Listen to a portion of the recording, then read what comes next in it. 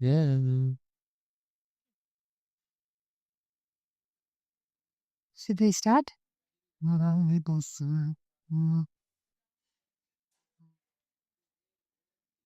Good afternoon, everyone. I hope we all had a lovely lunch.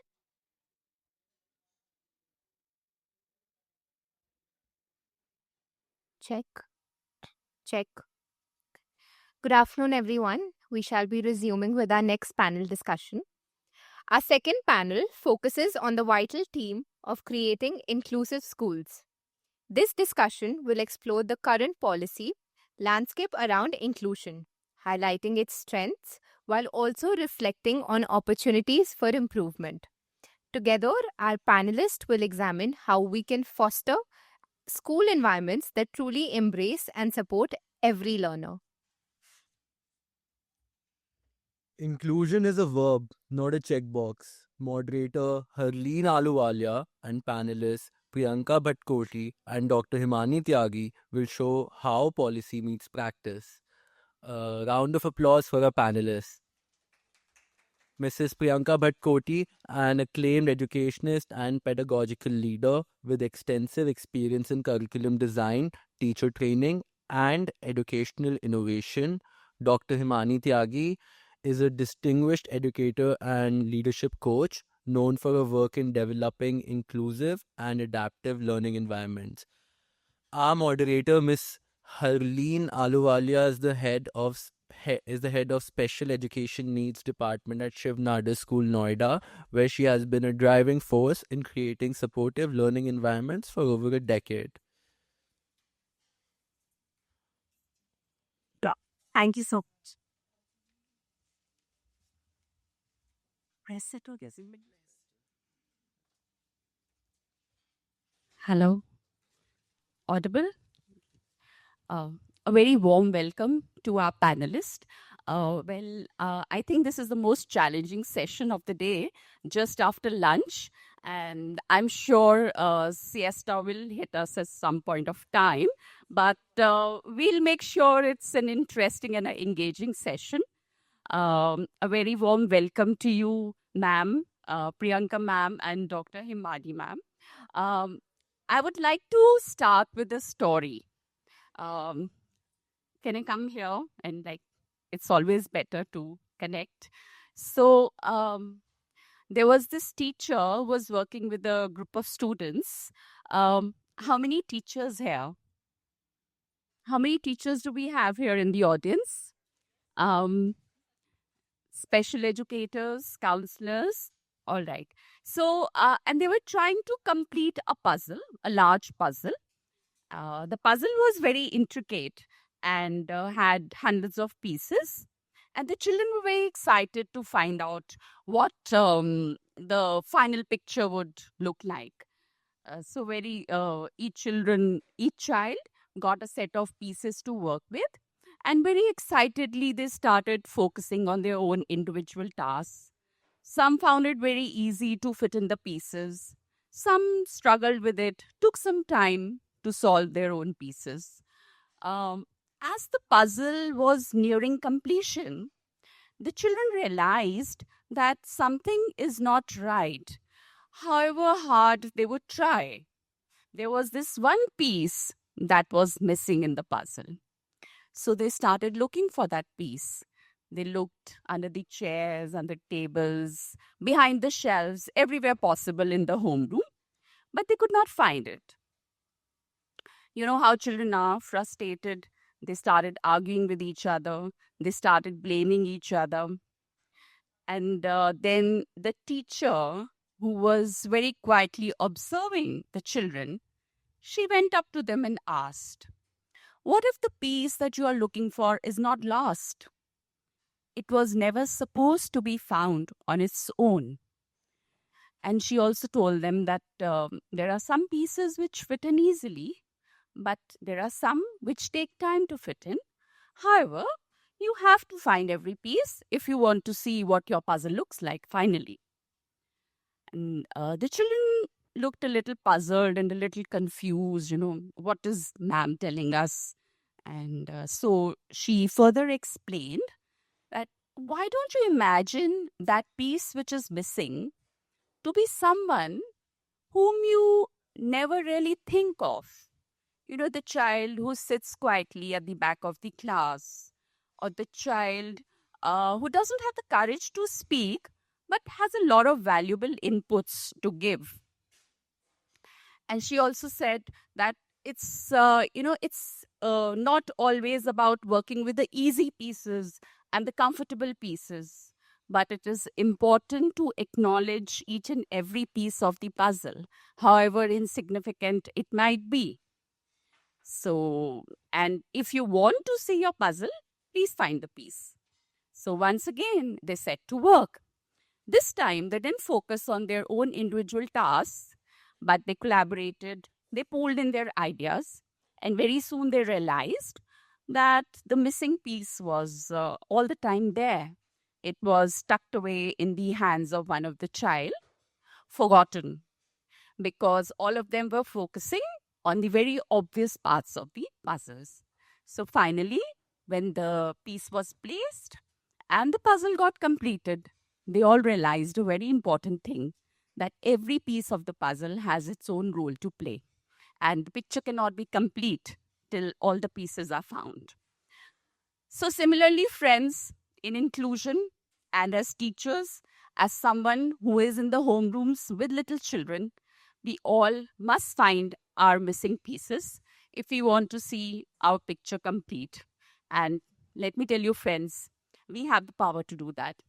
We really do. And with that, I would like to steer the conversation forward.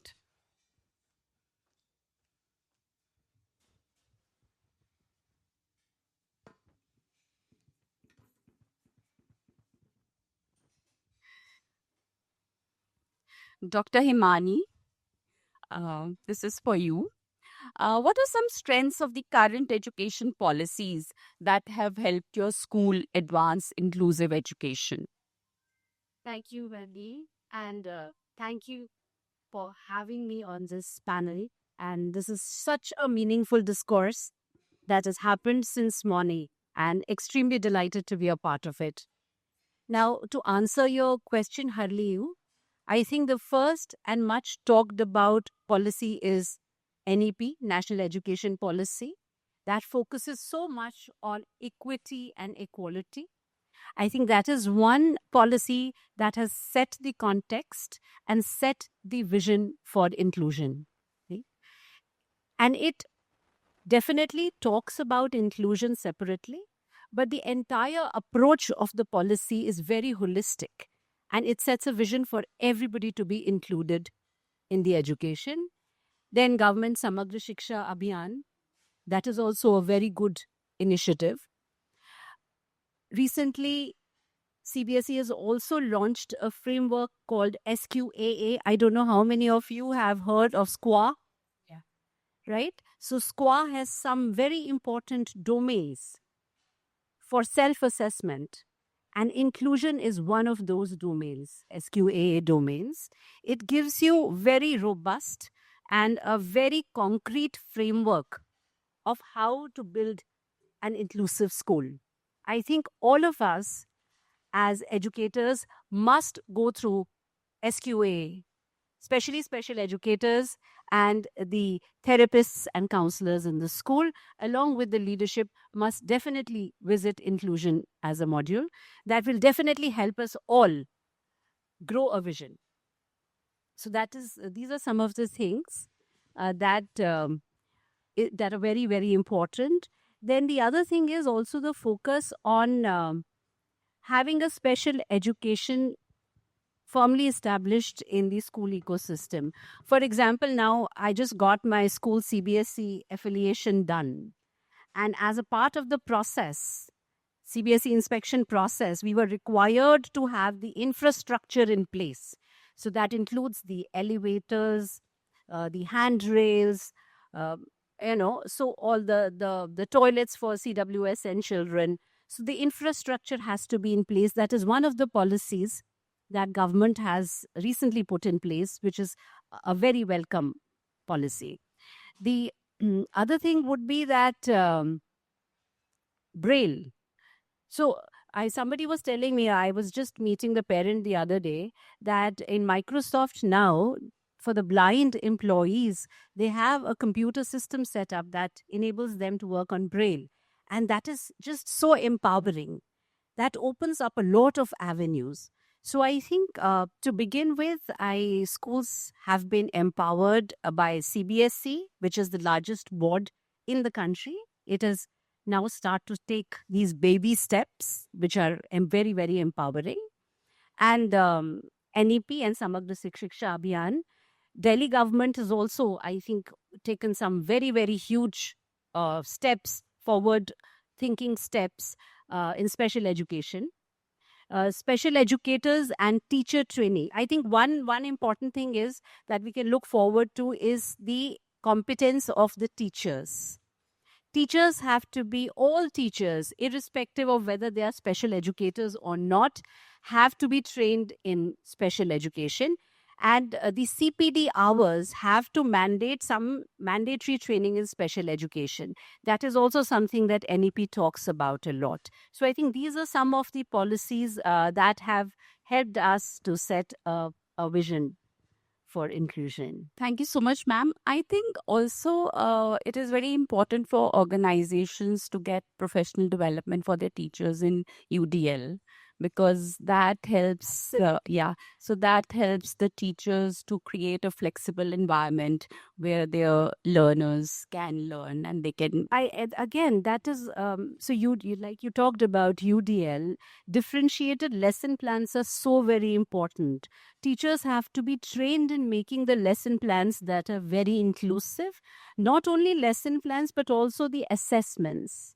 Assessments have to take kind of into account all the different styles of learning, be it visual, auditory, kinesthetic, multiple modes of assessment. And one place where CBSE needs to grow is that till date, in the board exams, the question paper is the same for everyone. The only accommodation that children get is a scribe and perhaps 30 minutes of extra time. That policy definitely needs to evolve. Another thing is that, NCRT has just revised its textbooks. They must also, in those textbooks, take into account differentiation, which is currently missing. But us as private schools, I think most of us are blessed to be endowed with all the facilities that we can ask for. We must train our teachers in UDL and making some robust, differentiated lesson plans and as well as assessments. Thank you so much, ma'am, for your very insightful inputs. Priyanka, ma'am, I would like to ask you, while policies provide direction, execution requires commitment. As a leader, where do you see opportunities to enhance inclusivity in your education system, in your school? Every challenge for principals or those who set up schools, I think this is working towards the end. Yeah, am I audible? The last row there. Okay. So wherever there are challenges, it's my firm belief that they are also windows to opportunities. We've had the Rights of Persons with Disabilities Act since 2016. A lot of work was done, and that's the first time I feel where we as nations worked concretely to recognize that the people with disabilities need equal opportunities to grow. And like ma'am has very nicely put it,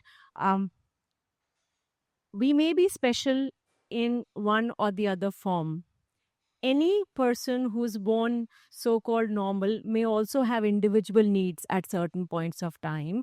So when we recognize needs in other human beings, I think that's the first sign of development as a community or as a civilization there. So when we're talking about opportunities with respect to schools, when these laws have been framed, they give you a backbone. They give you a framework or a structure to work within.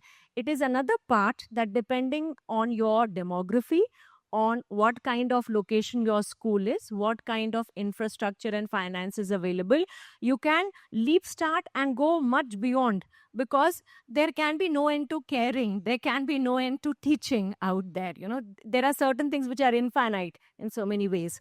So, one, when we look into our school system, we look into very strong guidance and counseling departments. These are not just for students, but these are for the whole community, be it the staff, be it the parents, or maybe certain other partner organizations, because we all need to be on the same planet. The next thing is, when policies are formulated in school, are we including? Is it a part of the vision? Is it a part of the mission? Is it a part of the culture and the DNA of the school? You can come to know about it from the gate itself. Or if you are, like sometimes we do, look into checking out on any organization, look at their page, whether your differences are being celebrated in the organization, or do the differences put you in a place where you are haves and have nots. Starting with the ramp, starting with the ground support staff who's there to assist the moment somebody is needing a wheelchair, because you might see wheelchairs in very progressive organizations at the gate itself.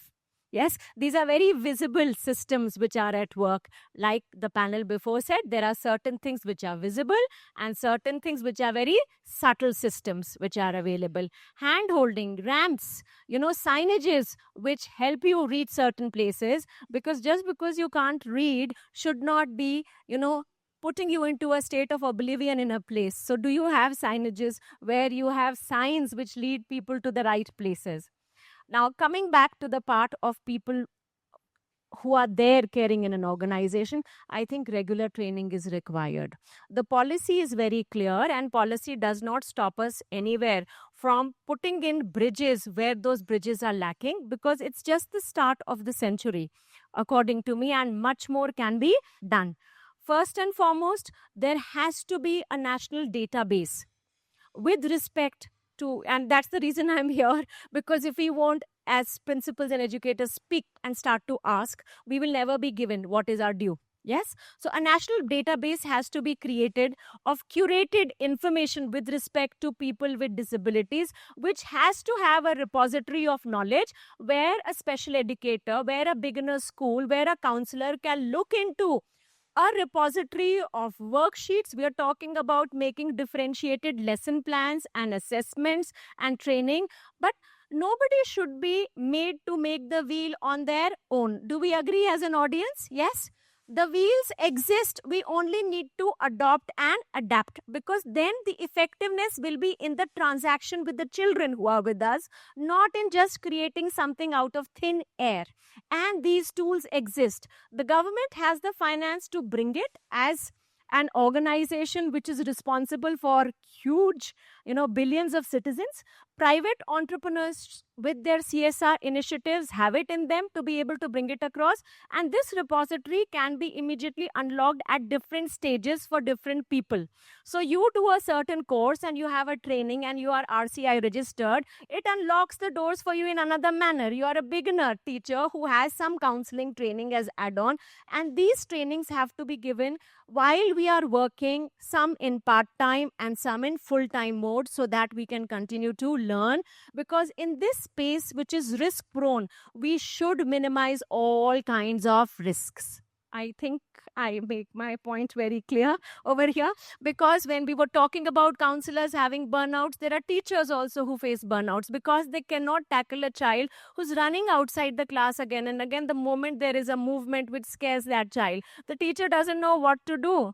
At certain points of time, there will be people who are not trained to answer questions of parents or expectations of parents. So only when we train can we expect a certain kind of competency to be demonstrated in the transaction. So there we have lots of work to be done. Also, the database needs to give certain kind of incentives so that the care that is given is rewarded in a manner. We are not doing any favor to anybody. When I, as a citizen, given a right to vote, I rejoice that I belong to a country, because there may be certain countries where women may not have the right to vote even now in this age. Similarly, if our counselors, our special educators, schools which cater to special education, and those who are people with disabilities are given certain cards which gives them access, because inclusion is about removal of barriers. Barriers, some of them man-made and some of them made by nature. Those which have been made by human beings can definitely be addressed. Certain barriers given by nature, I think medical science and technology will take a little bit of time to bring assistance there, but we as a knowledgeable community can bridge those. So if the waiting time for them is a little less in queues, I think we should give them the right of way. Yes, a caring community can do so many things in so many ways. So that's what I'm talking about, that in execution, one, government and policymakers and people who are influencers in the field of policy have to speak very clearly. Ask and you shall be given. Second, we should not leave everything to the government. Private enterprise has developed much at many points of time.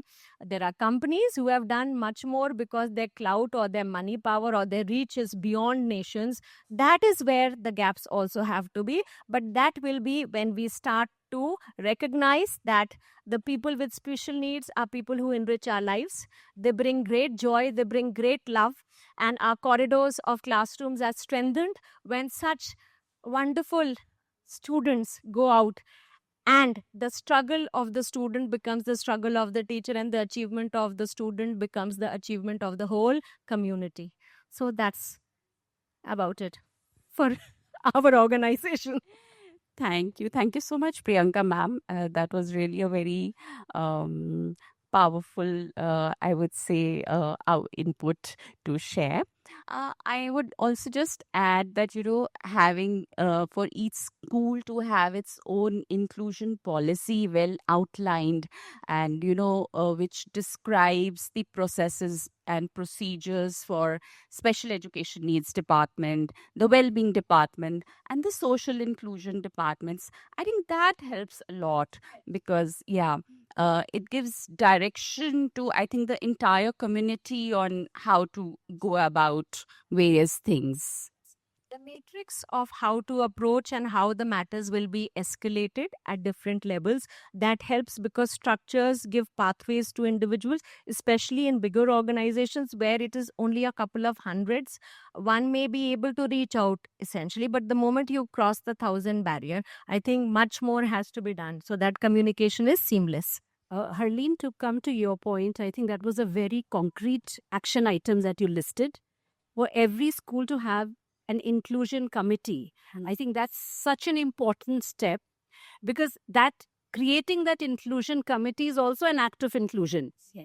You bring in the parents, you bring in the educators, you can bring in the senior students, you can bring in the experts, and you can also bring in some of those students whose voice need to be heard. So some of those differently abled children can also be the part of that inclusion committee, and we can have an inclusion charter in place. So these conversations, I think that was such a strong and powerful point made by Harleen, that these conversations need to be normalized in school.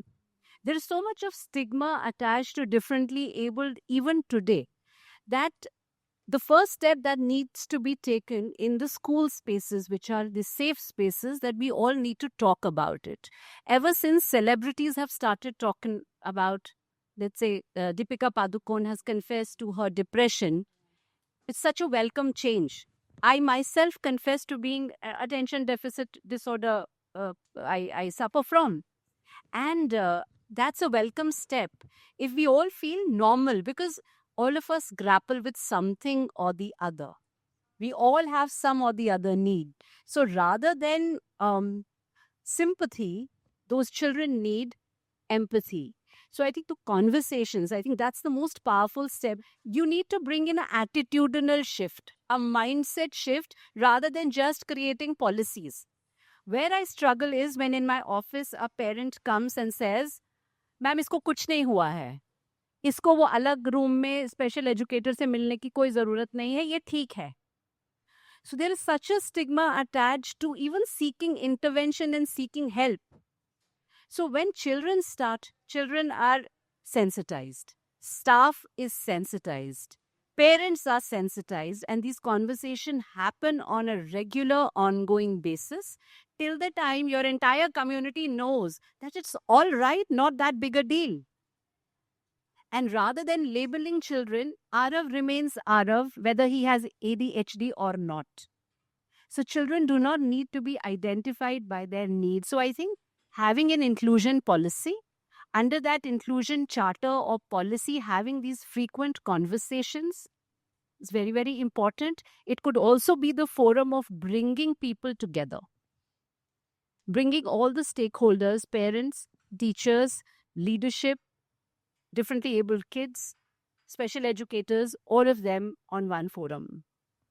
So, ma'am, just to validate your point, just 2 years back, we introduced a position in the student council.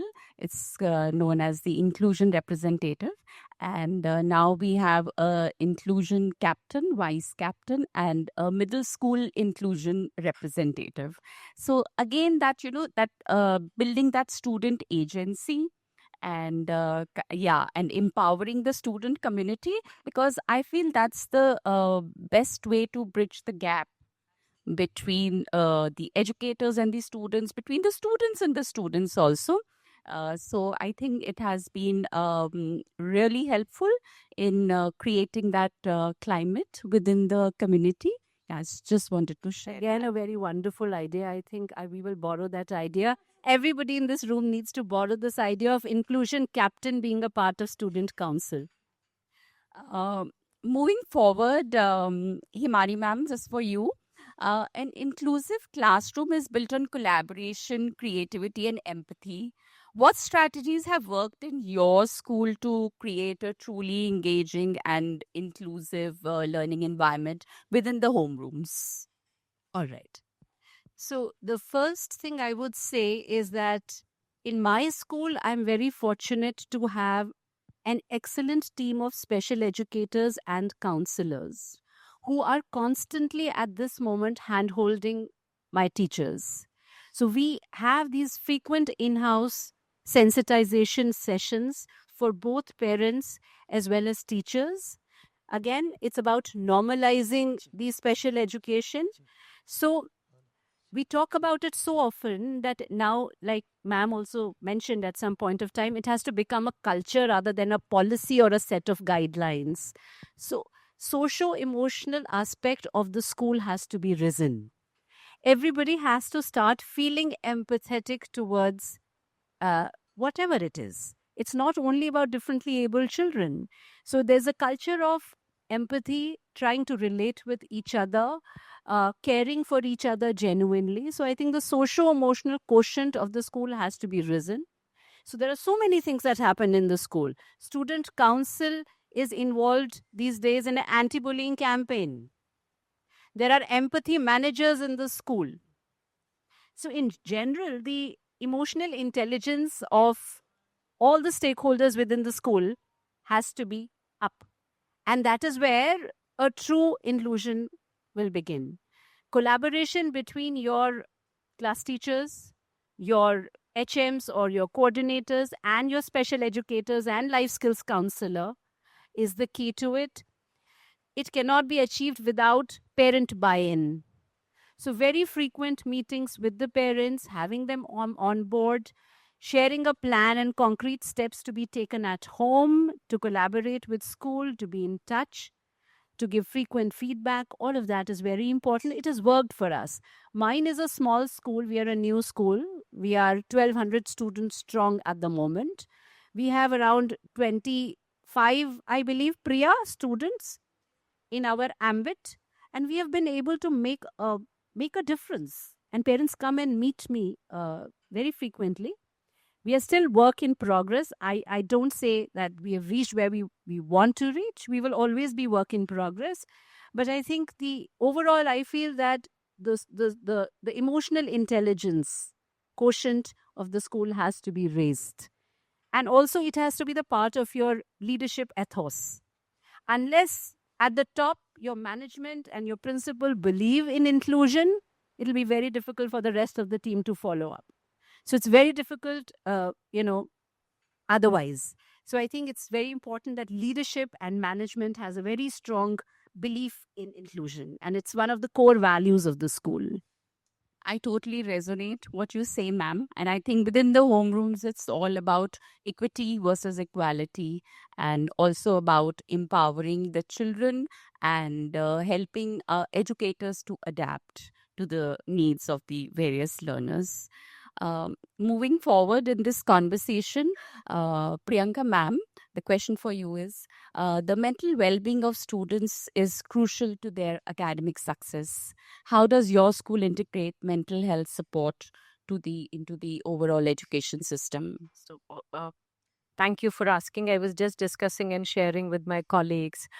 When we're looking into mental well being, we're very fortunate that our wellness will have two parts of it, the physical aspect and the mental aspect. So, guidance and counseling department works very closely with the doctors in the school. Yeah. Yes. We have our counselors who regularly go for observation in every class.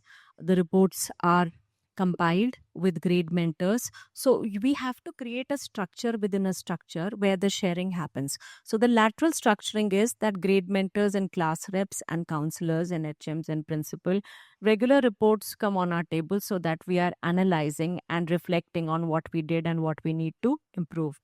Now, taking this forward, let's take a top down approach. The most intense and high stake uh, class, so to speak, in any school would be a grade 12 because they are entering into the university. We are preparing, and their board exams do create a washback of stress of so many ways. Um, so, when we wrapped up their summatives, the grade 11 moving to grade 12 and grade 9 moving to grade 10, at the end of the summit, we took them for a leadership camp retreat. And the camp retreat was was at a place which is very dear to us. It's by the name of Manohar Van. It is a afforestation drive by the Haldiram Education Society and Gangshi School. It's a 100-acre forest that we maintain in partnership with Noida Authority. It is completely local flora and fauna. Over 5.5 years, approximately thousands of trees have been grown there. So the students went there to see what the school had developed, like green lungs of the city. They had a lot of team building games. Initially, they were apathetic, especially grade 11 moving to grade 12, because they want to do a lot of work for their competitive examinations. The most non responsive were the science students who had to prepare for IIT and NEET, very predictably so. So, initially, the in charges came, ma'am, how do you expect them to go? Because they are all busy studying. I said, let our student ambassadors go and talk about it. They just went and they canvassed. So the student council, we have in every class from third onwards, apart from the monitors, two students who are peer mentors. Now that mentorship is a big domain, because wherever there is a challenge of wellness, first we need to know, and who better than their own age group to tell us that there are these challenges. So the layering is not just the counselor and the special educator or the homeroom or grade mentor. These peer mentors are trained regularly. They get training through the counselor that this is the role that you have to play. So they went across, and we were very happy when the attendance was astounding. They came back very happy, because when we are talking about burnouts, we have to see that we train our students also into the right habits of mind, that you work hard and then you have to relax so your body recharges and you come back. So I'm sure that next year when the circular goes for the leadership camp retreat, we will not have to send our peer mentors to motivate the students to go, because it was a big breather for the accompanying teachers as well. You know, the teachers who are there in grade 12 and training students into examination, there's a pre-board, there's a result analysis, there's a gap filling, there is so much that is happening. They came back refreshed. The HM, I'm talking about real case studies just now, was of the opinion that he's very busy. I said, but you've been into the thick and thin of it always. So why should you not also have this wellness retreat for yourself? Next round, he went very happily and came back energized. You know, sometimes when we are very committed to what we are doing, we forget to take care of ourselves. So we have regular interventions with the school doctor, with the school counselor at every class level. These are intensified from grade 5 onwards. Yes. Also, this year, we've done a major Super Brains Yoga project. We took 2 sections of class 6 out of the 5 that we had as target group, so that you had, and it was pre-testing, while testing, post-testing, we looked into what meditation can achieve as results through them. So every day, regardless of holidays, these students, it was a group size of approximately 60 students, they practiced yoga, and this was your Mahapran Dhwani and your box breathing that was done for 15 minutes, and we mapped their cognitive, affective, and psychomotor development, and very visible huge difference was found. The whole program has now been adopted for the senior school from, or rather preparatory third onwards. Huge training, because the moment your breathe or your breath, your biggest companion is your breath. So if we become co-passengers of our own breathing, a lot of stress moves away because the focus comes on our own self. When we are trying to balance too many hats, we feel challenged at times. Yes or no? You just focus on your breathing at this moment while I'm speaking. Breathe in, breathe out. Breathe in, hold, breathe out, hold.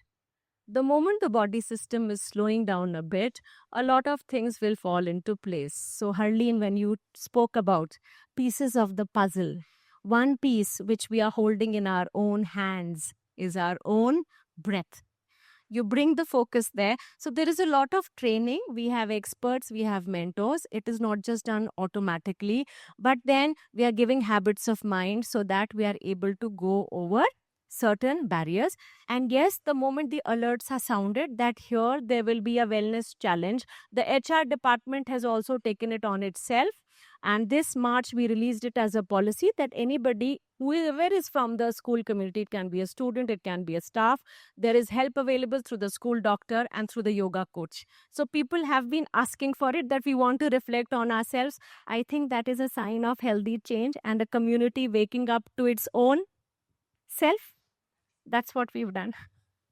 Thank you so much, ma'am, for sharing these lovely initiatives.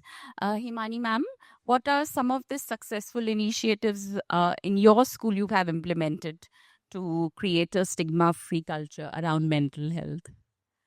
So most of it I think I did describe, but I will just go over the things again. So like I said, we are a new school.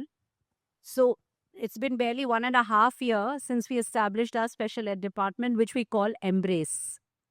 Isn't it a beautiful name? Yes. We call it Embrace. It has a beautiful logo of 2 arms embracing. And I already have 1 counselor and 2 special educators working in that team. That is, so the selection of my team was also very mindful. It was a long, wiring process, and then the team was hired. These 3 girls regularly, like I said, sensitize the teachers. More often than not, they meet the team of teachers every Saturday, first and third Saturday, and discuss the cases. They visit the classrooms on everyday basis. They have a full timetable. They visit the classrooms. They observe the children on their list. There is a process of referral. So if teachers feel that there is a need for an intervention, they refer the child to the Embrace department. From there on, these girls take on the children, meet the parents, create an IEP, which is an individualized education plan. They discuss the IEP with me. Again, lot of conversations like Mental Wellness Week is being organized. Fun Fridays are organized. Another very significant initiative that makes a lot of difference to the well-being of the entire student community, including the differently abled, is our talent development program, something that we call TDP. Now, in TDP, we choose the children basis their strength. For example, there could be a child doing exceptionally well at basketball. So that child is given dedicated time slots within the week to practice the game of their choosing and the game of their strength. Or perhaps it could be anything, any visual art, any performing art, any physical activity. So the child excels. So the entire team is then dedicated to make sure that this child achieves success in that chosen domain. we are especially more focused on children with different needs. For example, I would just recall that incident, Priya, that we just had our pre-primary fitness fiesta. It was a fitness event in the school, and children were only hosting the event. They were the MCs. And one of the children who hosted the event, and he was grade 1 or grade 2 child, UKG child, who actually went through speech therapy. He hosted the event. Can you beat it? That deserves a round of applause. I like those of you who are clapping. It only became possible due to timely early intervention. And that is how I think one of the best practices is I specially sensitize my foundational team. Early intervention is so key. And in Indian schools, early intervention isn't stressed enough because I worked in schools before this also.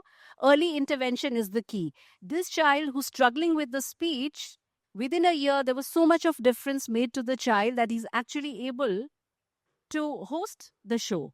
Imagine, if this child did not get the intervention, we wouldn't have expected this kind of a thing even by the time he would reach grade 4 or 5. Although it wasn't perfect, it wasn't quite there. It had its flaws, but still. And because we are having these frequent conversations, parent body was also aware what was going on. Otherwise, usually what is done? You choose the child who's best at speaking and put that child at the helm. But we didn't do that. There were children who were participating, who were going haywire. Differently abled children. And the special educator was on her toes regulating those children. But rather than hiding those children, we have to make them visible. We have to celebrate them, no matter how they are doing. We have to create a space of acceptance and not to judge them too harshly, even if they're not doing it so well. So I think that is all I can say. It has to be a culture. We can talk about a lot of policies, but I think it is mostly the attitude and the mindset and the intent of whoever is setting the vision for the school. Thank you so much, ma'am. So, Priya, this is for you and all the other special educators in the room. So, I truly believe that happy children learn. And the most powerful tool that you have in your hand as an educator is building that relationship of trust with your child through human connect.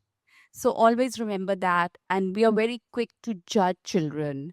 So rather than judging them, use micro affirmations with your child.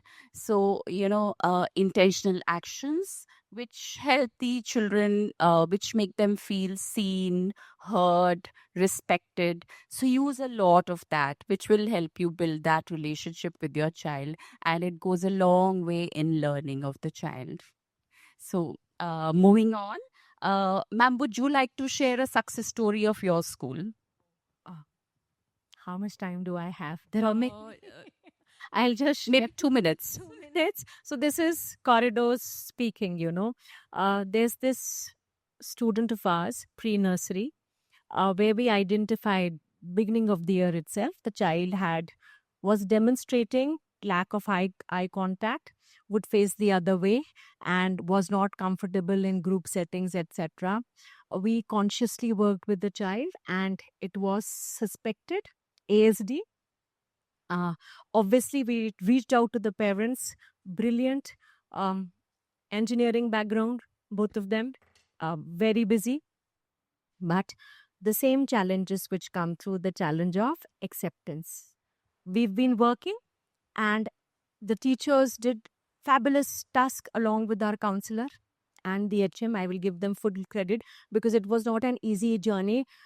Let's come to the year end. What do I see? That when we have that customized pathway of learning for the child is dragging the mother to the classroom, and the father is looking quietly and patiently. I think these are success stories which make our work very worthwhile. I looked and I said, my God, months and months of hard work, and it is paying dividend. Dividend doesn't just come in the bank account, it comes in our hearts in so many ways. So the whole year was coming to an end, but that day I think I felt very re-energized and fresh. It was huge man hours of toil. So one is this. So a child dragging that I don't want to go to the atrium, not to the play area, but to the classroom. One, we have many more. There is a student in senior class who was going through a tough time. I won't go for reasons of confidentiality into the reasons why that was so. But tough time and board exams are there, and literal meltdowns or tough anxiety attacks happening very quietly. That circle of trust, that circle of confidence was built with the parent, was built with the student. You have to be present in some places, and at certain places, some people should not be seen. Uh, the child could have left the board exams and not completed, but through great efforts and painstaking efforts, she appeared for the board examinations. And I have to thank the nodal center. She also reached out because two schools, wellness departments were on high alert. But on 4th, she appeared for the last exam and was very happy. Huge challenge overcome because threat levels were very high, and they were there since 2 years. We've managed to, so just 2 minutes and 2 case studies. At the end, I think students never fail, the grown-ups or the educators, if we give them the right help, the right support, and the right motivation at the right time. Thank you so much, ma'am. This is so heartening and gratifying to hear. One last quick question. It's about collaboration. So, collaboration is the key to lasting change. And how can schools, policymakers, and organizations like Children Plus work together to make inclusive education more impactful? I think Children Plus has today also done a commendable job bringing us all together. It's a very small gathering, but the discourse has been so meaningful. So I think a common resource center could be created wherein all of us feel free to pool in our resources, even the expertise. Maybe you can organize sessions for us, knowledge sharing sessions, podcasts, wherein all of us can come together and contribute towards this common cause. I think, again, we can all come together and have a policy draft, like you said, that could be proposed to the government. There is such a lot. I think one big open area for the government to work on is the teacher training. B.Ed course needs to be done away with. It is an obsolete course. B.Ed is a pathetic course. I'm sorry. I hate to use that, be such a strong language, but B.Ed needs to be revamped. Curriculum needs to be changed. Special education needs to occupy a significant space in the B.Ed course. It has to be relooked at. So I think that is all it is. We have to make a meaningful change. For that, the organizations, the private organizations, I think some of the leading MNCs are doing some commendable job. My husband is in the space of IT, and I get to hear the wonderful stories of inclusion that are happening in the corporate sector. So maybe we can get inspired as schools and the educational institute and borrow some of their best practices, but we have to know what those are. So maybe the best practice sharing, we could come together and share each other's best practices and create a common forum to exchange ideas. Thank you so much, ma'am. I'd like to share something. Yes, I want to thank Vishal first and foremost. Vishal, your patient efforts, reaching out again and again, is going to work miracles, especially in the area of special education, where there is very little and most of the things that come are very late. So you are going to be a pioneer in this field, and in the space of 1 year itself, through technology, through reaching out to the right people, you are going to bring it up to the level that it needs. I do hope that the policymakers do find a place for you. I do know it comes from your heart because you are not just motivated by numbers over here. And on our part, as a school, we would love to partner with this kind of sensitivity coming to the whole community. We would love to offer, on my part, Gyanshri School, I'm about to invite you in a big manner to speak to the community and the students because बात करने से ही बात बनती है. So thank you for bringing these dialogues. Thank you. Thank you so much, ma'am, Himani ma'am, and Priyanka ma'am. And I think it's been wonderful. And we did manage to keep the audience alive and kicking. We didn't let them fall asleep. So thank you so much once again. Thank you very much. Thank you. And that you are.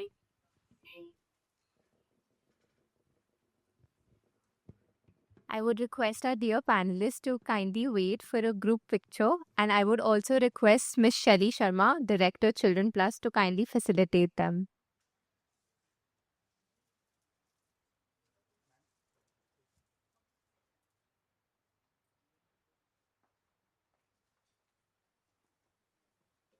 Yeah.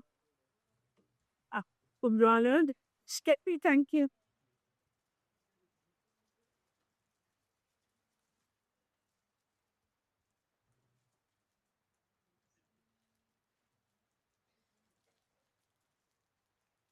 Next.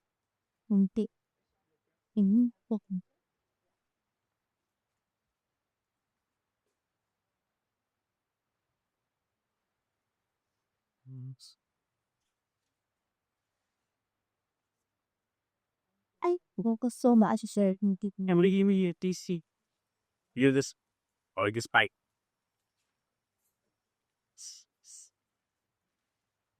I have to say that it's completely an honor to be present here and be a part of such an insightful discussion and hear such diverse perspectives. And I would also like to take a minute to appreciate our audience who've been so kind and so patient and attentive. Thank you so much. A round of applause for each one of you, please. Yes. But this the basic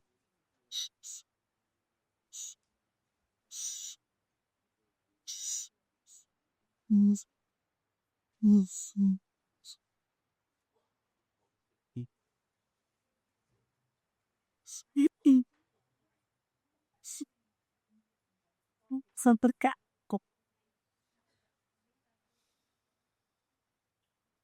Zipi. Ve. Şimdi.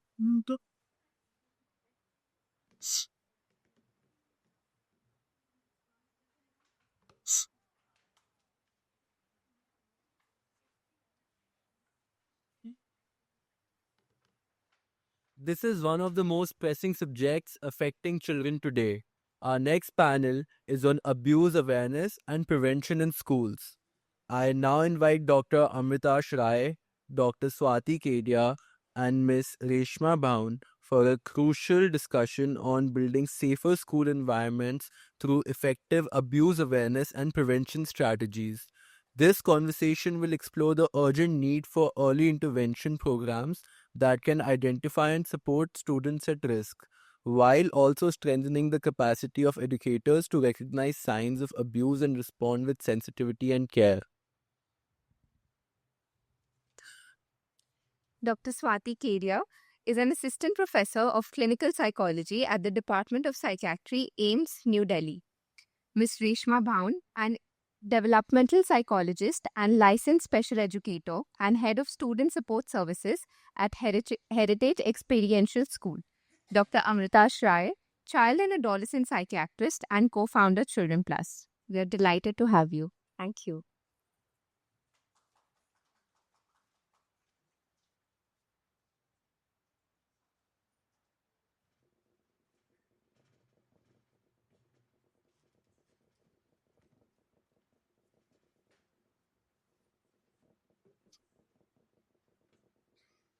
thank you, Baharius. Hopefully they have a interesting discussion. This is a very digital diet to have our parents. At the end, his lunch when the food is being digested, but we'll see how it goes. So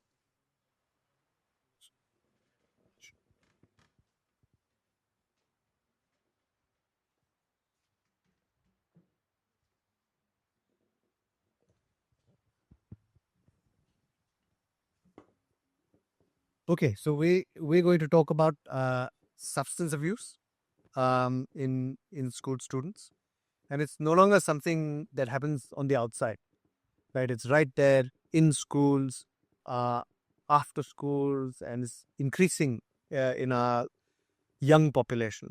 And certainly, certain drugs like cannabis are gaining much more acceptance in school students and in society as a whole. But we wonder whether the pendulum swinging too much one way.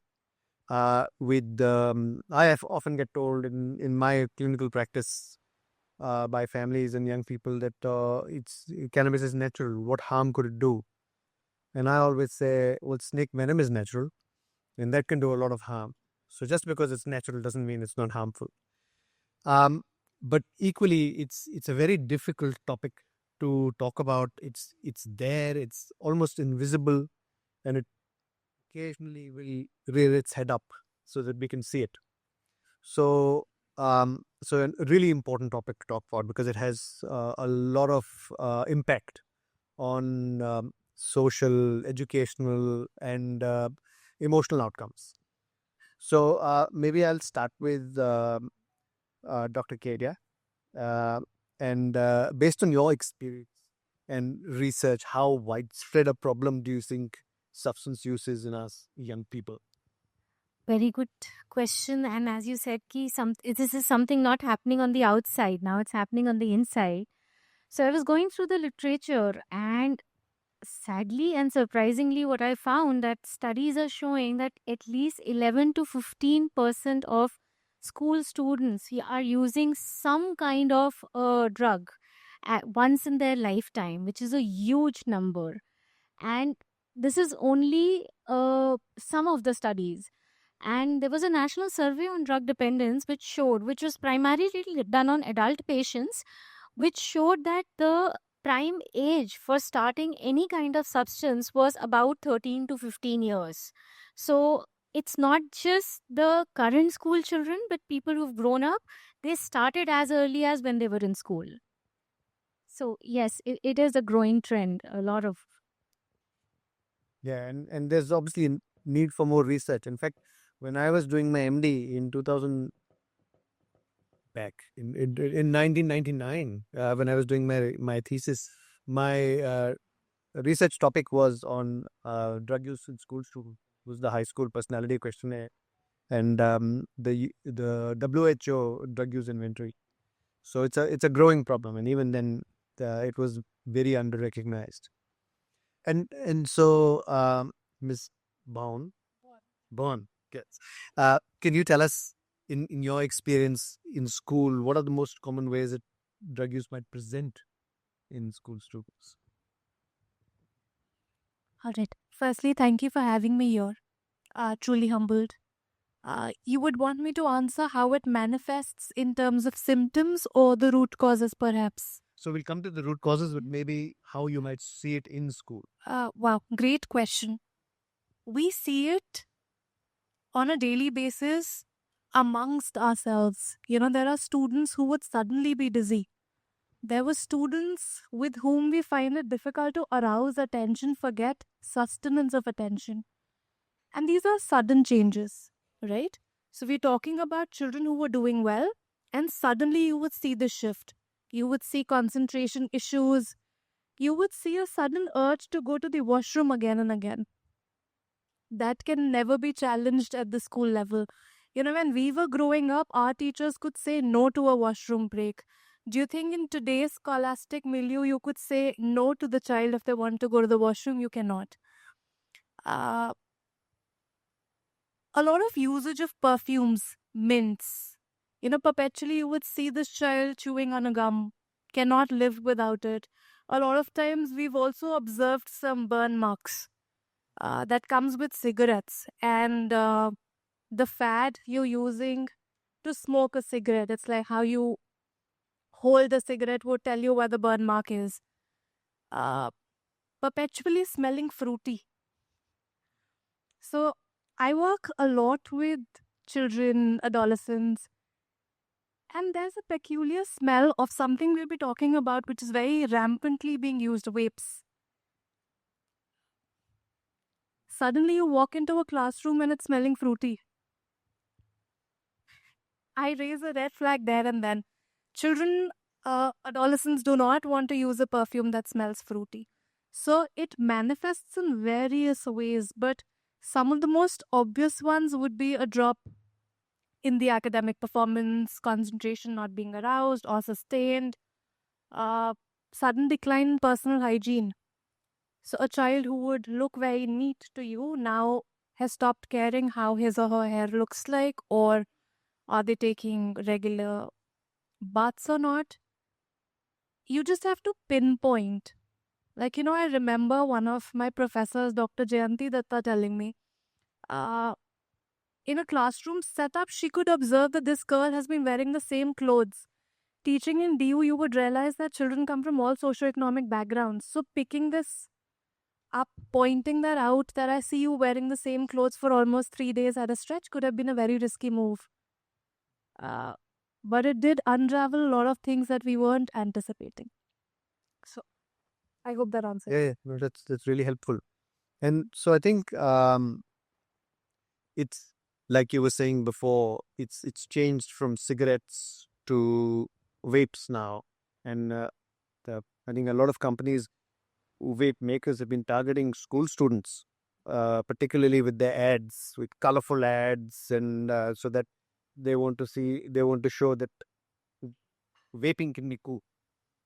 So, Dr. Kedia, from in your experience, I guess, what do you think there's been a shift in the kind of substances other than the transition from cigarettes to vapes, other substances that have come along that hadn't been there before? Yes. So as you mentioned, apart from tobacco was called the gateway drug. Like initially, it was the tobacco what people started with. Even now, it's important. There was a point of time, I remember when I was doing my PhD, at that time, inhalants in the form of those glues, which then got finally banned and all, and petroleum and gasoline, etc., that was prevalent. In the last few years, we are seeing a shift towards cannabis, bong, and a lot of these hash browns, all those kind of things are becoming very, very common. In fact, now there is a school of thought which is saying cannabis is like the gateway drug, that people are using more of that and it's easily available. I'm not 100% sure of schools, but in colleges, I know there are a lot of panwalas who are selling cannabis. So it's changing quite a bit. Yep. I think which brings us seamlessly to how are children and young people getting access to these drugs, and what can schools do, I guess, to detect it?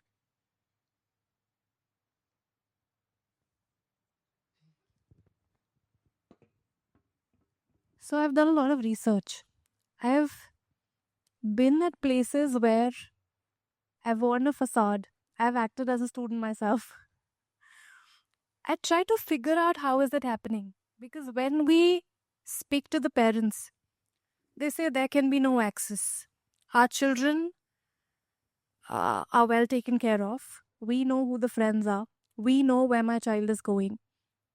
In the school, of course, nobody is selling them these things. So where exactly are they procuring it from? First and foremost, there are peer networks. So these children, nothing against the families, I'm not trying to create a connotation here, where substance use is normalized in front of children. So there's a bar with all the bottles kept right there. Parents have the pack of cigarettes. The children have access to this. So it starts off as stealing one cigarette from one pack and bringing it to the school, or let's say in other areas. Then bringing two, one for myself, one for my friend. I'm sure all of you have heard how alcohol bottles are refilled with water, which gets deciphered later on. So it starts with children who have access to substance within their homes. I was introduced to something called the dark stores. On Instagram, on a lot of websites that children have been using, these are a lot of ads, very attractive ads, as you were articulating here. Now, how do they buy it? The process is very interesting. You have to click a screenshot. So I'm not educating as to how you should be doing things. A lot of times when we talk about substance use, it seems as if I'm propagating the agenda. Of course not. But as adults, we have to be very clear as to what's happening to put a stop right there. So you have to click a screenshot. And then there are these phone numbers, which can be an Indian phone number or perhaps an international one. You send the screenshot with the address where you want to have this item delivered. It's free delivery. This person can meet you midway. Let's say when I'm going for my tuitions, when I'm going for any co-curricular activities, it can be delivered to my home. It can be delivered right outside my school. And they take cash. They take money from the wallet. They take digital payments, anything. So Pure Networks, dark stores. How many of you are aware about Blinkit and Zepto being names which are readily used? So ma'am here is giving me a shocked look. There are light versions of these applications, Blinkit Lite, Zepto Lite, Instamart Lite, which sells cigarettes. All I have to do is I have to press on the fact that yes, I'm 18 plus. They are getting delivered at home.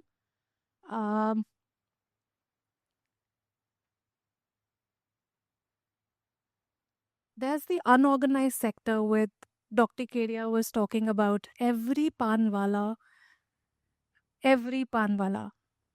can give you cannabis. I was just sharing with Dr. Rai here that the other day I was in Nizamuddin and I could see these boys flocking in an area. And I wonder what are they doing here talking to rickshawalas. They were coming in their own big cars. Later I realized they're buying cannabis for 30 rupees per gram. Imagine what, forget about the quality, but what is it they're ready to consume now? And it's happening everywhere.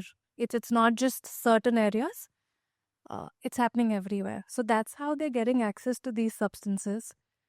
They're readily available. If as adults we are living in the dark thinking availability hi nahi hai, I'm sorry, let's wake up. Yeah, look, I agree. I think when I see young people in Australia, the rate of cannabis use is really high, and I'm thinking, where are these people getting access to it from?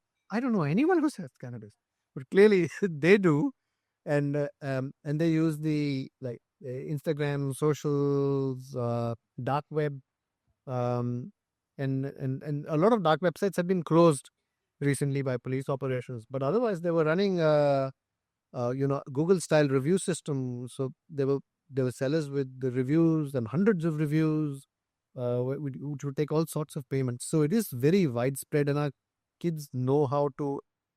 Sadly, they know how to access it. So and they can if they want to.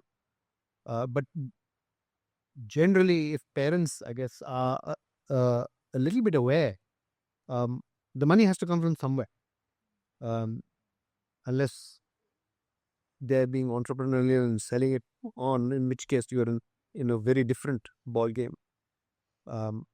Yeah, and I guess so. We talked briefly about some of the signs that you might see. I guess what else could we see academically? What might be a red flag, or behaviorally, what might be a red flag? So the first and the foremost is rampant mood swings.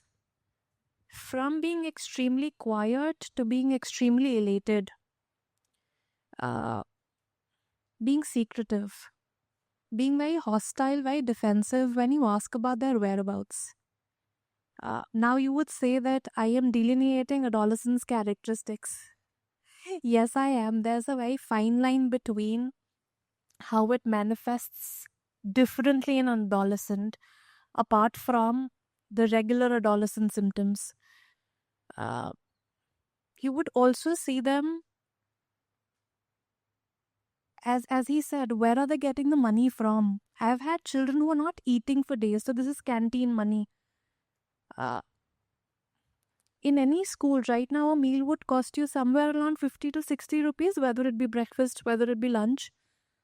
So they would take 50, 60 rupees from home, save it for a week, not have food, but buy substance. So there are a lot of ways they could do that.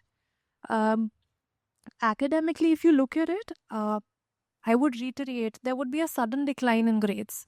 There would be a sudden decline in interest. So a child who was fairly interested in academics would not be interested anymore. Same for co-curricular activities. A child who wanted to play football or basketball or be an athlete does not want to do it anymore. A lot of times, a nihilistic post can be a red flag. मुझे किसी से कोई फर्क नहीं पड़ता. You know, if you talk to some adolescents, they would act as if life is over. I'm all by myself. यही मेरा सहारा है. And finding substance as support is the worst thing that can happen to this generation. Coming back to the science, I've spoken about academic science, behavioral science, then there are some physiological science. You would see droopy red eyes. You would see a lot of handshaking. A child is not nervous. Why would their hands shake? But if a child is consuming any sort of substance, there are chances that you would observe that. Other than that, physiologically, I would not observe any more changes. But yeah, largely these are some of the observable signs. Thank you. And look, and I was thinking, I have two teenage sons, so 17 and 14, and they're boys, so they're men of few words. So I'll occasionally see my older son, and I'll ask, "Oh, how was school?" And go, "Fine."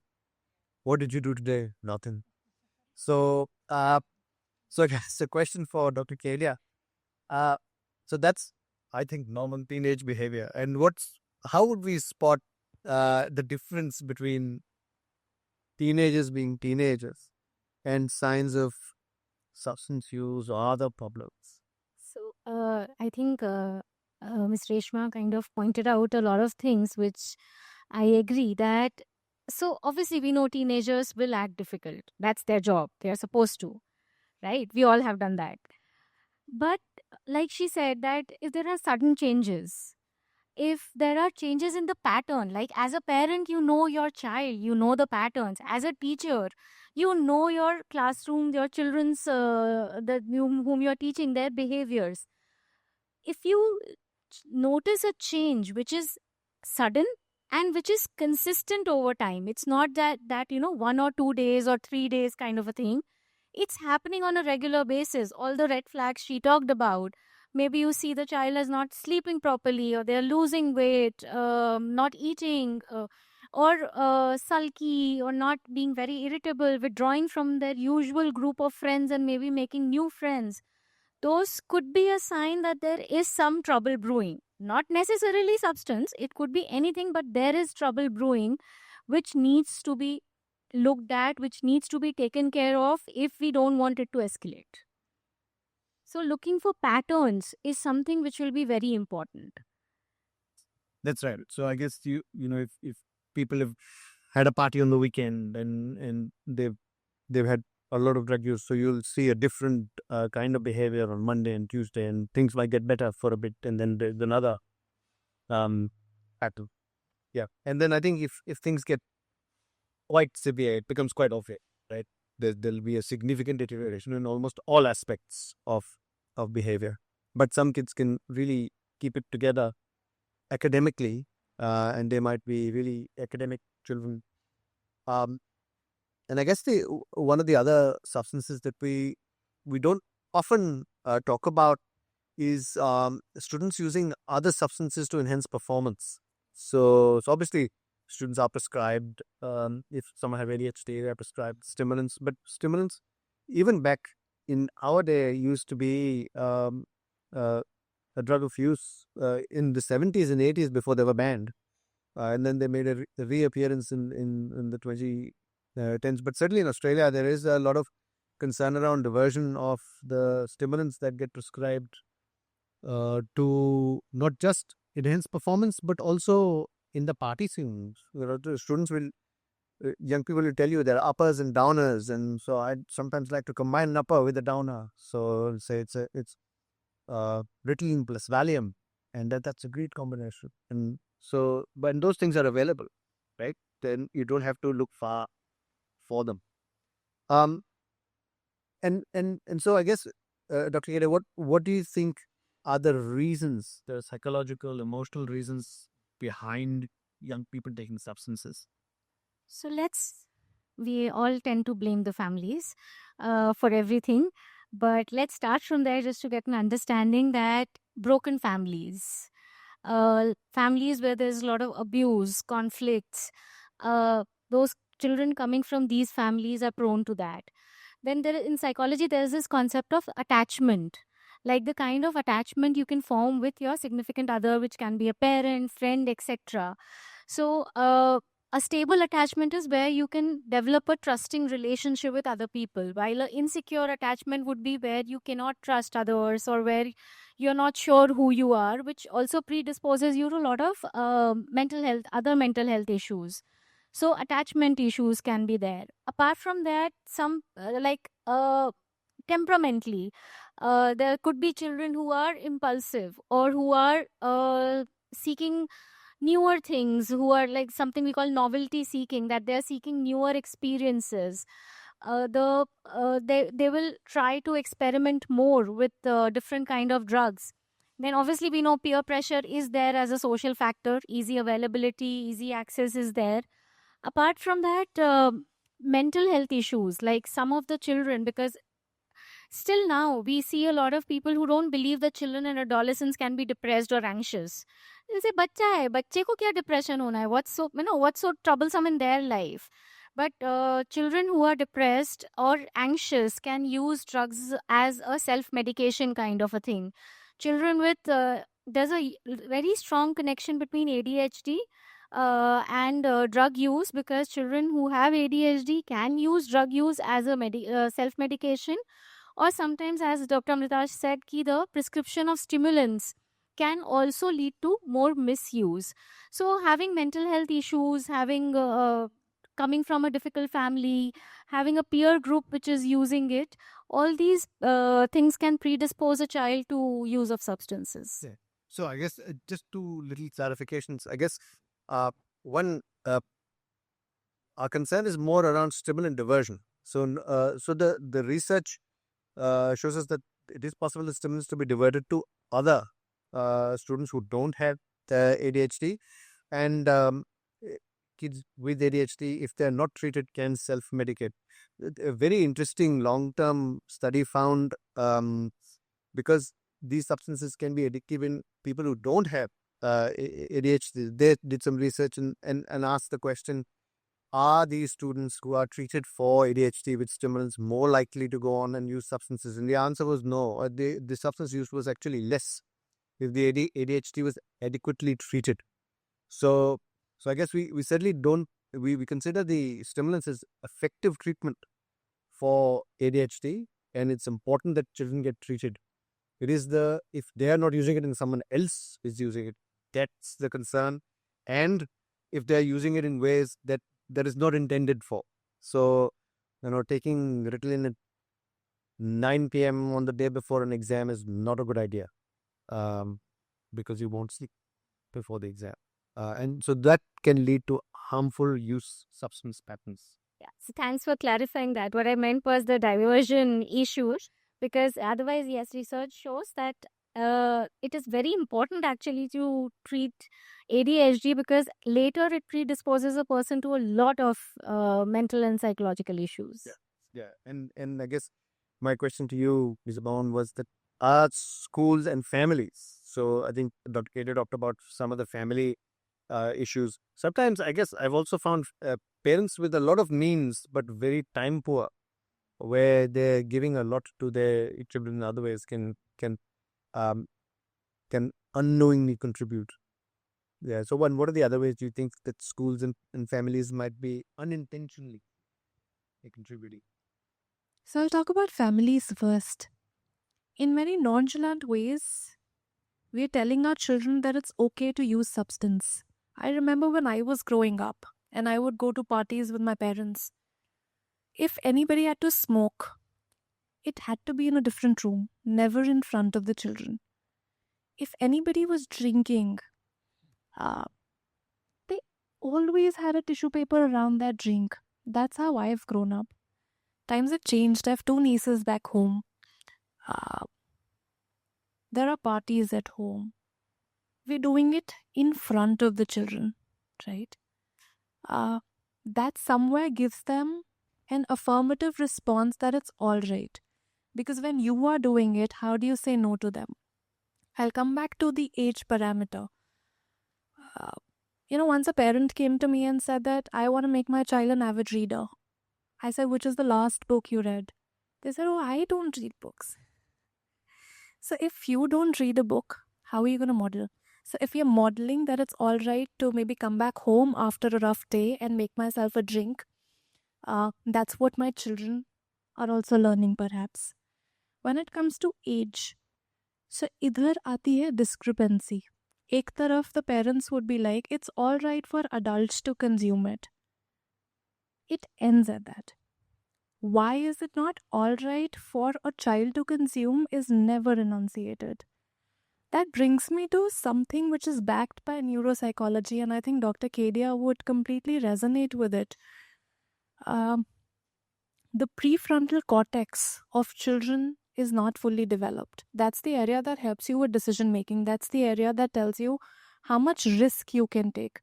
So they've exposed me to something which might not be good for me.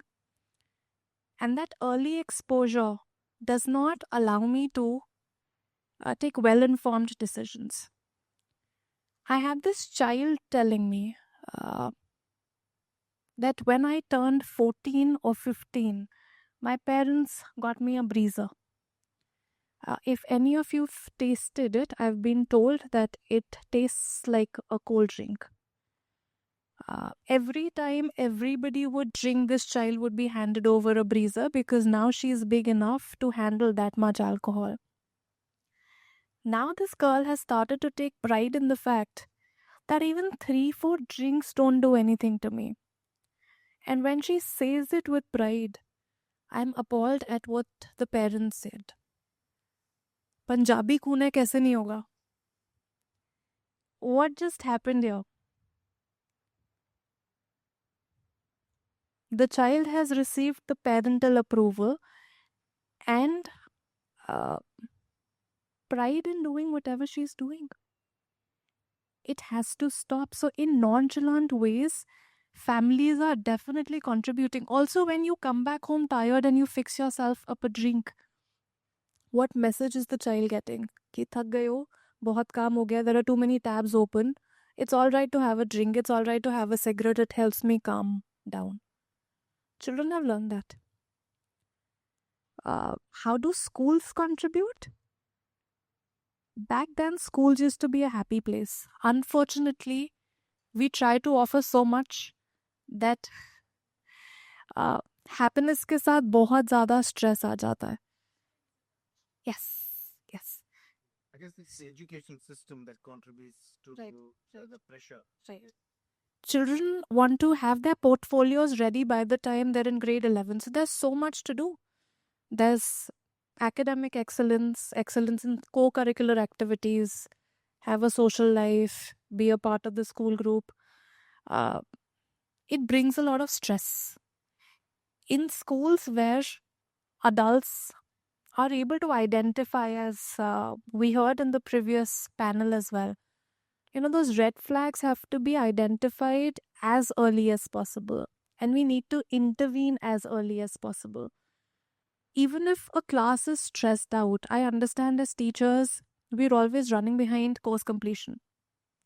But if my class is not ready, it's all right to stop, pause, and say, today we'll not study, let's just talk about it. That adds so much value to this child's life if they're going through something that they might not want to fall back to substance. So creating schools a happy place and having well-aware families is the key for not perpetuating it forward. That's right. And I guess also keeping an eye on the peer pressure that students carry. So I would also want to call it peer conformity. I think peer pressure, peer conformity is a larger realm. Peer pressure would be a part of it. आजकल pressure में आके बच्चे नहीं कर रहे हैं. We've raised very strong children, but they want to conform. They want to be a part of the school group. absolutely. Yeah, that's a good reframe. Yeah. And I guess we talked about the prefrontal cortex. And so, Dr. Kedia, what do you think is the impact of different drugs can influence the brain differently? So, what do you think? So, again, what Miss Reshma pointed out, prefrontal cortex is the most studied one. It's this part of our brain which is responsible for decision making, problem solving, planning, etc. And it has been shown that the earlier a child starts using any kind of drugs, it directly impacts the prefrontal cortex, which means that you will be more impulsive when it comes to decision making. You'll not be able to plan things, you'll not be able to problem solve or think in a different kind of a manner, etc.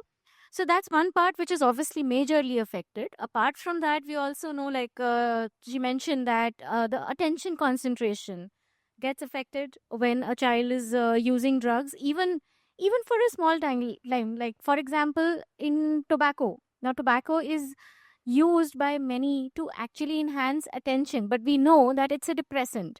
Alcohol is a depressant. They'll make you happy, they'll make you more alert, they'll make you perform better for a very short period of time, and then everything will start crashing down, and that will create that vicious cycle of use.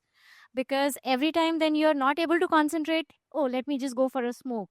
Or if you're not feeling happy, let me just take a drink. Like she mentioned, that parents talk about that if you're stressed, just take a drink and you'll be fine. So if we categorize, then some of the substances are being categorized as I said, depressants, which basically depress your immune system and affects your judgment, your speed, your ability to focus, etc.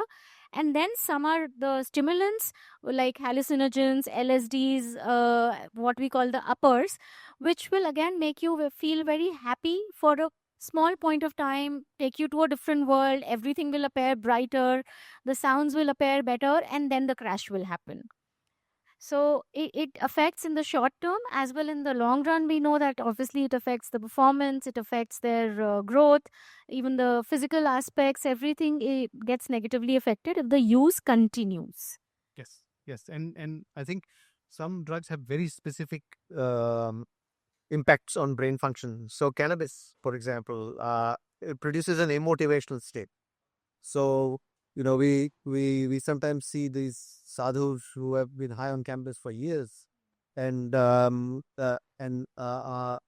doing much. And I guess I always tell young people that you are if they say, "Oh, I use the cannabis to make me reduce my anxiety," and I said, "Yes, but what does it do to our functioning?" So it's more people are relaxed but not doing much. That and doing cognitively intense tasks, they don't sit together. And there is a link between heavy long-term cannabis use and schizophrenia. So it can cause psychotic disorders. And some people, and not everyone's brain is the same. So young people will often say, I know of people who've been taking cannabis for 20 years, nothing happened. But there are some students who will get negative effects or bad trips by just taking one joint of cannabis. So everyone is different. Drugs like cocaine, for example, release a lot of dopamine, and an excess of dopamine is also linked to psychotic symptoms. So hearing and seeing things. So those hearing and seeing things are not just positive shifts. They are also signs that the brain is telling you that everything is not good with this drug, and it takes me to a place which is not healthy, and it's not normal for my brain. And then, of course, things like inhalants, which still a small subculture of students take, just smelling rags or perfumes. And it has been shown that it kills brain cells as you inhale it, and there is a risk of sudden death. So those are very severe. And with vapes, So there is a very well identified now syndrome, especially in young people, of fulminant lung failure. So it starts off as a little bit of a cough, but rapidly deteriorates into the lungs packing up, and the only treatment for that is a lung transplant, and then you have to take anti-rejection drugs for the rest of your life. So that's a very, very poor outcome. But young people don't think about all of those things when they're taking these substances. So it is still our job to try and educate them. And I talk about students with students who are 18, 19 years old, that you can't take this and drive, right? You not only will you lose your license if you get caught, but you'll also might kill someone. So it's really, really important that we don't minimize the impacts of drug use. I don't launch straight into it because the student often shuts off because they say, "Oh, you're just trying to lecture me," and I do accept that. Yes, you might feel good when you take. That's why you take it. Otherwise, why would you take it? But in the long term, it's not great, and you can start to see negative effects. And now that cannabis is being prescribed in a lot of so in Australia, if you have training as a doctor, you can prescribe cannabis-based preparations, CBD and THC oils. CBD is a non-psychoactive substance, so which is much less harmful. Under 18s, usually they require psychiatrists like me to say it's okay for them to have THC, which I have never done till now. So it's becoming more and more normalized. But there is a clear link between the substance use and mental health programs. Then I guess, Ms. Pawan, how do you think schools should respond to that crosswalk between taking substances and diagnosed mental health conditions? So I got a cough attack when he was talking of I kept about lung failure. A bad time to cough. All right. So as adults, I feel we're always walking on a tight rope. One step here and there would have its own consequences. I often talk about social and emotional learning being a magic wand. So when you talk about substance use and mental health issues, they go hand in hand. To cater to both, social emotional learning is your magic wand.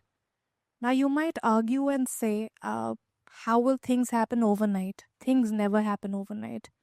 But when you have a competitive, a competent social emotional learning program in place, these doesn't have to be moral value classes like we used to have.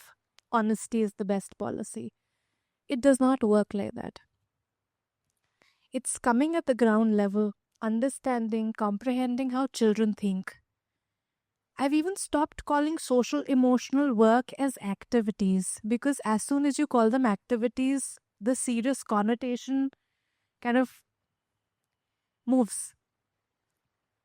So deep diving, having social emotional learning periods, slots, blocks, whatever you want to call them, on a regular basis. Having topics that relate to children. So if you say today we're going to learn time management, I'm sorry, this generation is not listening to you. But I recently took a session with 9th graders wherein I spoke of the power of yet. And I would want to introduce you to the power of yet and tell me as adults, how comfortable do you feel? I haven't been able to, let's say, fold my laundry yet. I haven't been able to spend time with my children other than the lunch and the dinner times yet. I haven't finished writing a paper yet. Does that bring comfort? So when we were talking to these teenagers, it really worked well, and just not talking, but then we had a lot of hands-on activities. And I see them using it. I haven't done my syllabus yet. I haven't fared well yet. it did have positive impacts. So imagine that children have something like this on a regular basis starting day one. So numeracy literacy might be imperative, but SEL would still stand very strong. So one would be social and emotional learning. Then having teachers learn how to raise red flags. A lot of times this job is kept aside for counselors and special educators, but imagine if each adult in the school is aware of how to recognize these red flags and what should be done. So we've all be doing POXO training, but when it comes to substance use, we haven't been doing anything. Our teachers are definitely trained to identify sexual abuse, but can they identify substance use? I don't think so. Also, creating a safety net. Would you create a house during a flood? You would never do that. So, jab kuch ho jata hai, that's when we want to give counseling sessions. That's when we want to intervene. Let's not do that. We need to ensure that our children know there's an anchor within. Ma'am here was talking about breathing. Breathing stays with you till the time you take your last breath. So to know that you have an anchor within to maneuver through the challenges that life would keep on throwing at you is what will really help. Well, that's really, really helpful. I think when I was still training, I worked in Nottingham, and I worked in the drug and alcohol team. And the one striking feature about that team was in the drug program, no one was there of their own free will. They had been ordered by the courts to come along and seek. We used to, at that point, we used to do methadone treatment for adults. So they were in trouble, and the court said, if you want to stay out of prison, you come and you take the methadone replacement program from the Nottingham alcohol and drug team. I guess given that there is that connotation around coercion to seek help for drug and alcohol, so how can we, Dr. Kedia, structure programs for school students where there's no coercion, there's no punishment, but you're not coming here or you're not seeking help as a punishment, you're seeking help because it would help. A very good point, because I was just thinking of the zero tolerance policies. And just a quick question: why do patients talk to us and not to, say, a police person or not to a school principal so easily? Because these people are always attached with a judgment. They will give punishment. If we tell the truth, we'll be punished. Why does a child lie or hide things? The only reason a child will hide or lie about things is because they are fearful of being punished. So if we create an environment where drug use is a punishable offense, we are not police. Teachers are not police. School is not police. Yes, they have to have disciplinary measures, but the moment there is a role for that subset of students or young adults who are involved Yes. in negative behavior, Yes, should be punished. which should be punished. But if you create an atmosphere where drug use will be a punishable offense, your parents will be called, you'll be suspended for a week or something, then children will feel scared to come and report things to you. So what if we create an environment where we are engaging, where we are one very important, use a peer network, because they will listen to their friends. They will not listen to us, they'll listen to the friends. Having a peer network for every class, like fourth class, fifth class, etc., because they will connect better with each other. Second is any program that we are saying, as Dr. Amritash also said, that we again take this very negative approach. Cannabis will be bad for you, tobacco will be bad for you. Yes, they are bad, but at the end we are hedonistic creatures. There is something that substance is giving to me which is useful to me, I'm not getting from somewhere else. Maybe it's helping me cope, maybe it's making me look cool, or whatever it is. We need to emphasize in our programs that it is serving some purpose, but for a very short run. It is a coping mechanism, but an unhealthy coping mechanism, and teaching the healthy coping mechanism.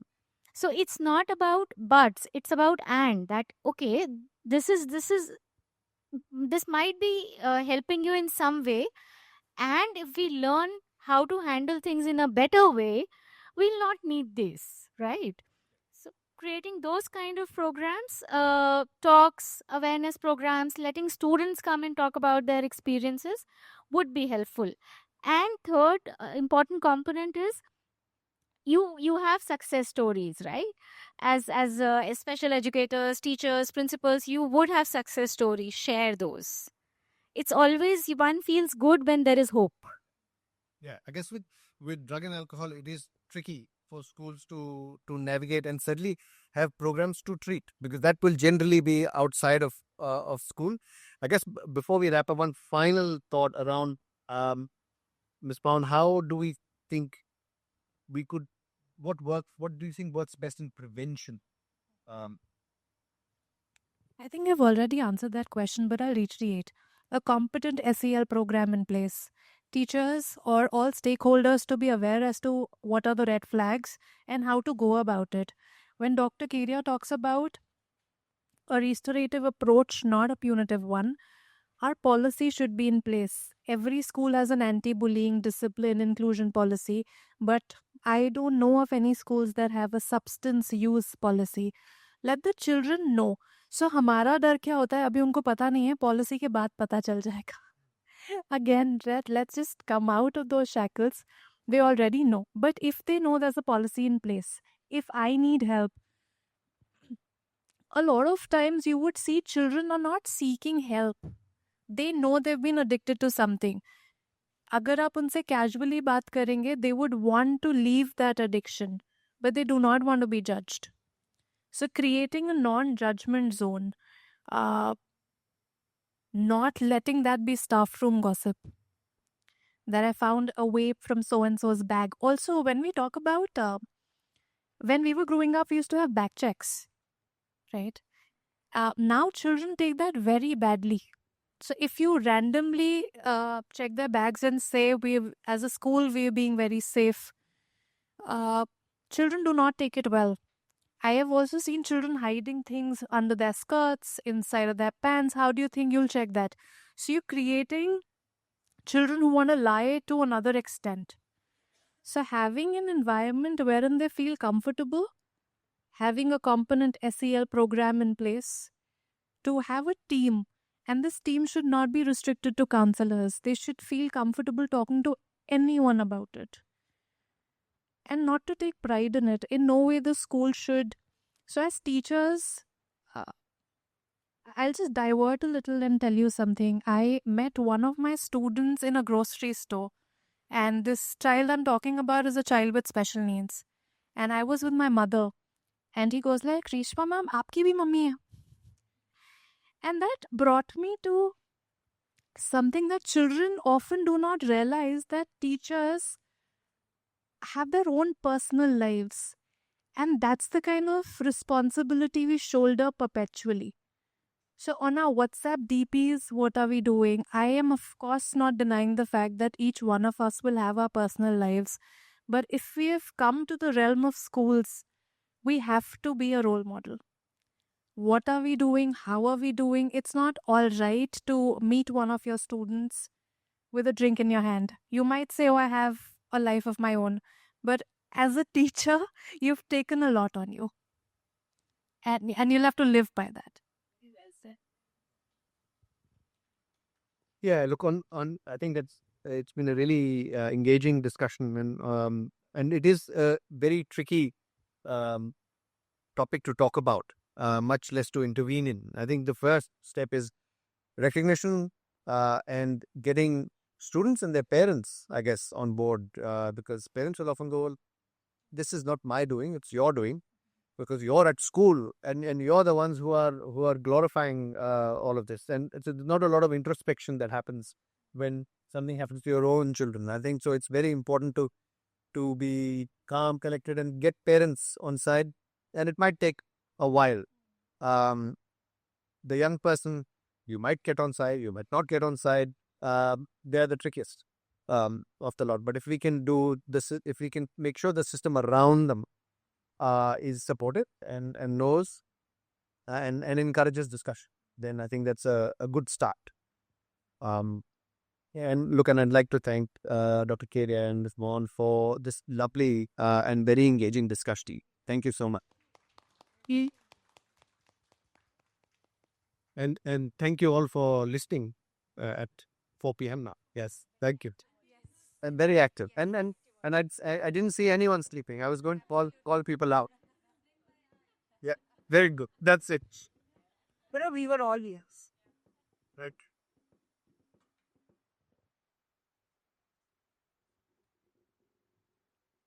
Thank you so much to our all panelists for such a enriching discussion. I would now request Vishal Sharma sir to kindly facilitate the panelist.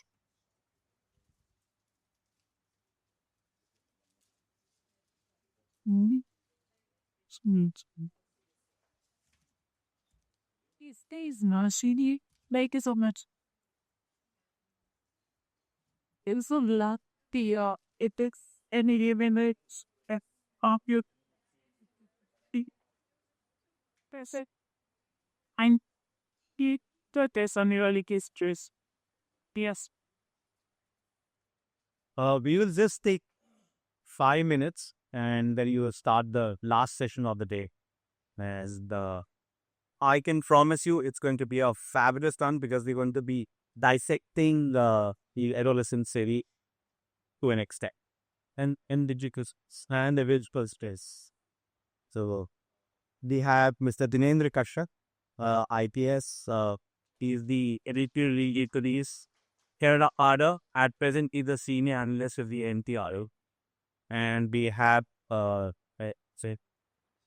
Shruti. Dr. Shruti is the associate professor at TERI. And one of the partners, knowledge partners for our activity today. And those are her students, these are scholars who are diligently since morning. They have been doing the note taking for our white paper that we want to publish together. Thank you so much, Dr. Shruti. And the first idealist would be Pankaj Tata, the variant. He's ex-senior VP of NDTV and just recently he's founded his own startup, like Zenora and Sustainability. And that will be the handles to the mark to the next expert. So it just take 5 minutes.